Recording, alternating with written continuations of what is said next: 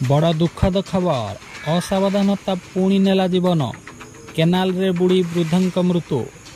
ढेंकानाल जिला कंकड़ाहाड़ थाना अंतर्गत केरजोली पंचायत कलदा ग्रामर 62 वर्षीय वृद्धा ब्रह्मानंद साहू केनाल रे बुड़ी मृत्यु घटी।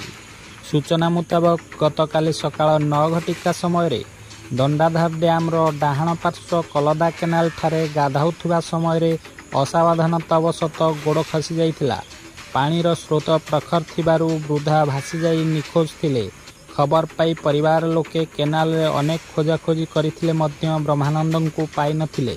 आज सकाळ समय गोपालपुर ग्रामवासी केनाल रे गाधोथिबा समय ब्रह्मानंद मर शरीर भासी भासी आसुथिबा परिवार लोकन को फोन करी जणाइथिले। परिवार लोक आसी मर शरीर को उद्धार करी कंकड़ाहाड़ थाना रे एतला देइथिले।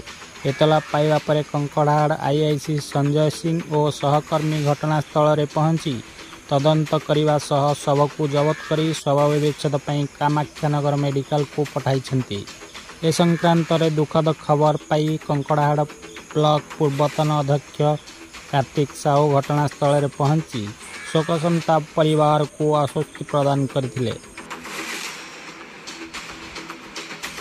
ढेंकानाल कामाख्यानगर सौम्यरंजन नायक रिपोर्ट ढेंकानाल भॉइस।